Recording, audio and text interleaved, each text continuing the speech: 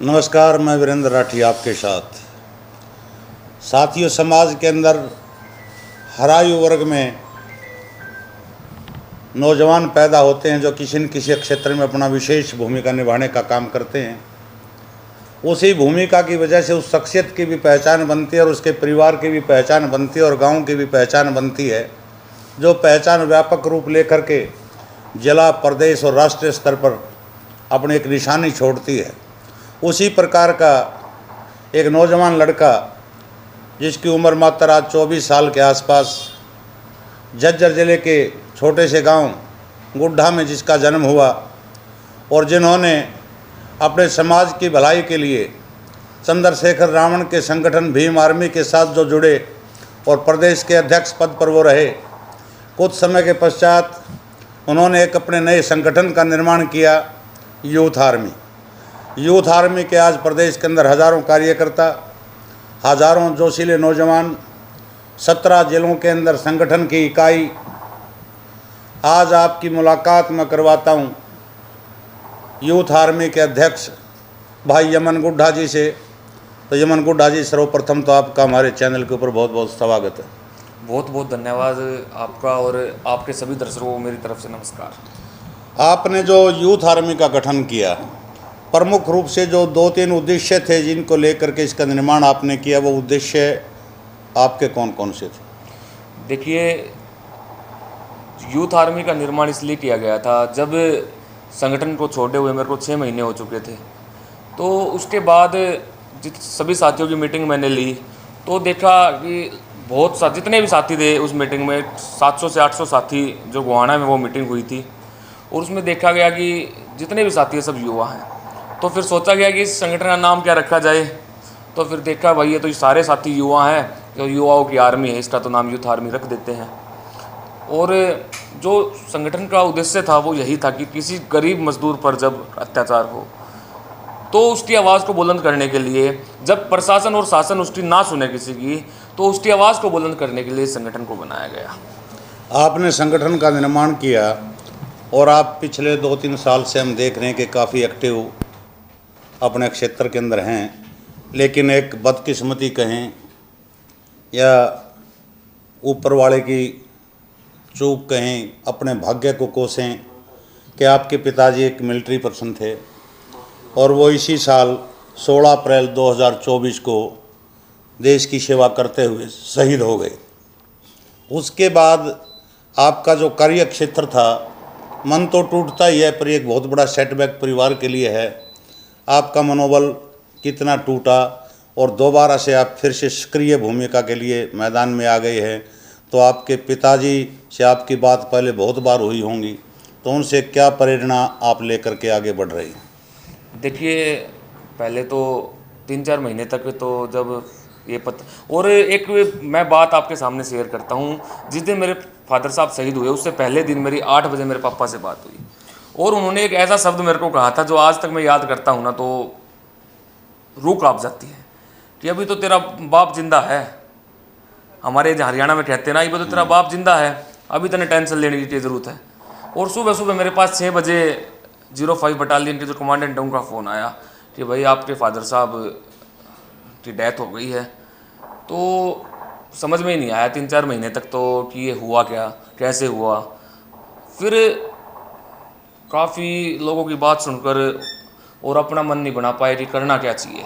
फिर मैंने अपना मन यही बनाया कि भाई जब मेरे फादर साहब ने अपनी पूरी उम्र की कमाई भी और अपना एक बहुत मोरल सपोर्ट, फाइनेंशियल सपोर्ट देकर इस स्टैंड को खड़ा करवाया था, लेकिन मेरे से ज़्यादा संघर्ष उन्होंने मेरे लिए किया था, इस संगठन के लिए किया था।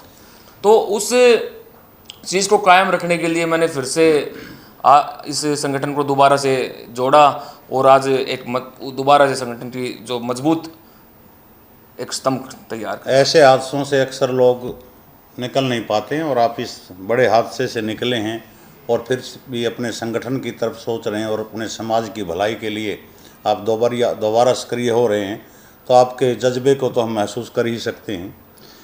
मैं एक चीज़ ज़रूर जानना चाहूँगा आपसे, कब चुनावी मौसम हरियाणा प्रदेश के अंदर है, तो कुछ न कुछ क्या किसी विशेष पार्टी को आप सपोर्ट करना चाहोगे या प्रत्याशी को सपोर्ट करना चाहोगे? क्यों, हल्के तो बहुत है, 17 जिलों के अंदर आपका संगठन है। बिल्कुल। देखिए, पहली तो हमारी जो सोच रहेगी कि किसी अच्छे साथी को, चाहे पार्टी कोई भी हो। देखिए, एक बात मैं थोड़ी सी अलग, पार्टी से अलग बताता हूँ। जब भारतीय संविधान को लागू किया गया ना, तो बाबा साहब अम्बेडकर ने कहा था कि अगर इसको लागू करने वाले लोग अच्छे होंगे तो ये अच्छा साबित होगा, और इसको लागू करने वाले लोग अच्छे नहीं होंगे तो ये किसी भी हालत में अच्छा साबित नहीं हो सकता। तो बस यही बात है कि हमें कैंडिडेट अच्छा चाहिए, चाहे वो किसी भी पार्टी से हो। मतलब किसी भी पार्टी का प्रत्याशी हो, आप प्रत्याशी को समर्थन करेंगे, हाँ जी, पार्टी विशेष को बिल्कुल। नहीं करेंगे, व्यक्ति और विशेष को करेंगे। हाँ, और अगर कोई युवा साथी चुनाव लड़ना चाहता है और आकर ये कहता है कि भाई अगर हमें ऐसा लगता है, देखिए मैं लगभग सब कैंडिडेटों को यहाँ जानता हूँ और एक एक का मुझे ये पता है कि कौन इस समाज में अच्छा काम कर सकता है, कौन समाज के लिए लड़ सकता है। देखिए, मैंने ऐसा भी सुनते हुए देखा है कि हम पक्ष में नहीं हैं, ऐसा भी सुनते हुए देखा कि हमारी चलती नहीं है। तो मैं उन सब लोगों से कहना चाहता हूँ, हम तो किसी के ना पक्ष में है ना विपक्ष में है, और हमारी चलती भी है। देखिए, आपके पास पावर है, आज जैसे हम बताते हैं हमारे पास युद्ध की पावर है, तो हम अपनी बात को युद्ध की ताकत से शासन और प्रशासन से मनवा लेते हैं। जो आप संघर्ष अब कर रहे हैं और जो आपने कार्यालय का उद्घाटन भी पिछले दिनों किया है, क्या ये जोश, ये जज्बा, ये कार्यालय क्या चुनाव तक सीमित है या चुनाव के बाद भी ये मोमेंटो आपका है, जो मोमेंटम है वो जारी रहेगा? देखिए, जहाँ तक मेरी कोशिश रहेगी ना, क्योंकि अब एक परिवार की जिम्मेवारी भी है और एक, देखिए कल का क्या होता है, लेकिन ये चुनाव के लिए नहीं बना। और अगर फिर भी एक टाइप से मैं नहीं कह सकता कि कार्यालय हमेशा के लिए होते हैं, लेकिन यमन गुड्डा हमेशा के लिए है। जब भी समाज को किसी भी गरीब, मजदूर, किसान, बहन बेटी के साथ अत्याचार होगा तो हम उनकी बुलंद आवाज़ बनकर खड़े रहेंगे। आज तो आपकी उम्र चुनाव लड़ने जितने 25 साल की नहीं है, उससे कम है। क्या भविष्य में प्रदेश की राजनीति में भी अपनी सक्रियता बढ़ाने का विचार है? देखिए, लोकतंत्र है देश में, सबको अधिकार है, हमको भी अधिकार है, लड़ेंगे। क्योंकि बहुत से जो समाज सेवी संगठन थे, चाहे आप हर्ष शिकारा को देखो, पूनम पंडित को देखो, एक मनी माजरा कुरुक्षेत्र साइड से एक लड़का है, वो भी चुनाव मैदान में आ गया। और आज तक बड़ी विचित्र बात है कि अभी तो पत्रकारों के दिन भी फिरने लगे हैं, और मैं भी उम्मीद मानता हूँ शायद मेरा भी भाग्य कहीं से चमक जाए, कि मेरे एक पुराने साथी सर्वमित्र कम्बोजी रानिया से मैदान में आ गए हैं।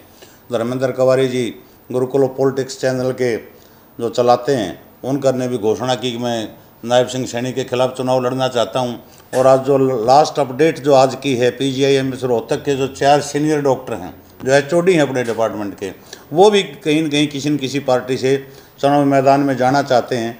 तो रास्ता मतलब राजनीति का आपके लिए भी खुला है, और आपका प्रयास है कि जब एज आपकी हो जाएगी, यानी कि 2029 में कहीं न कहीं से हम यमन बुड्ढा को किसी न किसी दल से या अपने संगठन के बूते चुनाव मैदान में देख सकते हैं। देखिए, मैं एक बात कहता हूँ, जहाँ से मैं चुनाव लड़ना पसंद करूँगा, अगर वहाँ से कोई अच्छा कैंडिडेट है जो जनता की मदद कर सकता है, जनता के लिए लड़ सकता है, और हमें एक ऐसा कैंडिडेट की ज़रूरत है जो रिज़ाइन को ऊपर जेब में डाल के चले, जो किसी भी पार्टी के दबाव में आकर अपनी आवाज़ को ना दबने दे, जो किसी भी दबाव में आकर अपनी आवाज़ को ना दबने दे। अगर उसकी आवाज़ को दबाया जाए तो विधानसभा और संसद में रिज़ाइन फेंकने का दम रखे। और अगर ऐसा कोई कैंडिडेट आता है तो हम उसके साथ हैं, और नहीं तो हम खुद चुनाव लड़ेंगे। लेकिन हम चुनाव लड़ेंगे तो अच्छी राजनीति करेंगे, और जो हमने बिना चुनाव लड़े विधायक बने, सांसद बने किया, वही काम हम चुनाव लड़ने के बाद अगर बने तो भी करेंगे, नहीं बने तो भी करेंगे। वर्तमान समय में कई पार्टी के नेताओं से आपका गहरा नाता है, जिसमें मैं जिक्र करूं, चाहे वो नेताओं का नाम तो मैं सार्वजनिक नहीं करूंगा, चाहे वो भाजपा है, चाहे वो कांग्रेस है। एक नए दल का गठन भी अभी हरियाणा के अंदर हुआ है, और उस पार्टी के जो सुप्रीमो हैं, जो जनक हैं, जिन्होंने पार्टी का निर्माण किया है, वो तो आपके घर भी 2-3 बार आए हैं। तो ये जो पार्टियां आज वर्तमान समय में हैं, इनमें से ज़्यादातर आप किस पार्टी से प्रभावित हैं? देखिए, मैं तो किसी भी पार्टी से प्रभावित नहीं हूँ। आज तक एक आदमी ऐसा बताए कि किसी ने गरीब आदमी की लड़ाई लड़ी। जिनकी आप बात कर रहे हैं उनकी बता दो, अगर उन्होंने कोई लड़ाई लड़ी तो। मैं तो किसी को मानता ही नहीं। जब भी मैं एक भी विधानसभा शायद ऐसी नहीं, जिला ऐसा नहीं है जहाँ मैंने प्रदर्शन नहीं किया, लाठियाँ नहीं उठाई, मुकदमे नहीं झेले। मैंने तो कभी किसी नेता को वहाँ पर लड़ते हुए नहीं देखा, वहाँ पर उनकी मदद करते हुए नहीं देखा। क्या सिर्फ पैसे देने से ही मदद होती है? किसी का घर टूट जाए, किसी के घर में आग लग जाए, सिर्फ पैसे देने से मदद नहीं होती। जब उनको ज़रूरत होती है, जब वो प्रशासन के साथ, शासन के साथ लड़ रहे होते हैं, तो भी उनकी मदद करनी चाहिए। आपने भी अपनी छोटी सी उम्र में जो है 3-4 मुख्यमंत्रियों का कार्यकाल देखा होगा, क्योंकि 66 में हरियाणा बना है जब एक तरह से राजनीतिक परिवेश से, तो आप वाकिफ़ हैं हरियाणा प्रदेश के। बहुत से मुख्यमंत्री पंडित भगवत लाल शर्मा से लेकर के आज तक नायब सिंह सैनी जैसे बहुत से मुख्यमंत्री प्रदेश के अंदर बने।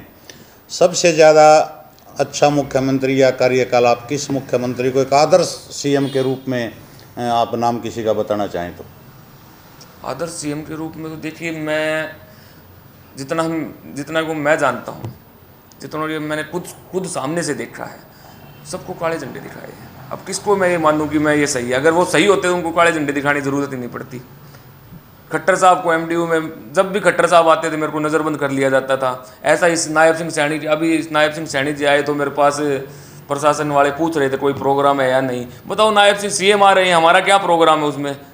ओवरऑल मिलाकर के कहीं न कहीं मुख्यमंत्री से संतुष्टि तो है, आत्मसंतुष्टि नहीं है। देखिए, एक बात कहता हूँ, उनके साथ जो मेरे पर्सनल लिंक है वो व्यक्तिगत है, लेकिन जो उनके साथ मेरे पॉलिटिकल लिंक है वो अगर कहीं पर भी उन गरीब आदमी के अधिकारों को छीनने की बात सरकार करेगी, उनके अधिकारों के साथ खिलवाड़ सरकार करेगी, तो हम उन मुख्यमंत्री को काले झंडे दिखाने पड़े, पुतला फूकना पड़े या जिले में घुसने से रोकना पड़े।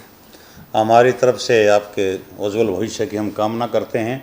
तो ये हमारे साथ यमन गुड्डा थे, जिन्होंने विस्तृत रूप से ये बताया कि संगठन का निर्माण क्यों किया गया, और जिन्होंने बताया कि परिवार के अंदर एक बड़ी मुसीबत आई थी, उस मुसीबत से निकल करके भी जो अपने समाज के लिए और जो अपने संगठन के लिए लड़ाई लड़ने का मादाज रखते हैं, और जिन्होंने स्पष्ट रूप से एक बात क्लियर की कि हरियाणा प्रदेश की राजनीति में व्यक्ति विशेष को मेरा संगठन समर्थन दे सकता है। अगर व्यक्ति अच्छा होगा तो हम उसका समर्थन करेंगे, पार्टी विशेष के समर्थन हम नहीं करेंगे। कोई बड़े नेता से और किसी संगठन के चीफ से अगर हमारी मुलाकात भविष्य में होगी तो आपसे हम जल्दी उनकी बातचीत कर आपके सामने लाएंगे। तब तक के लिए शुक्रिया।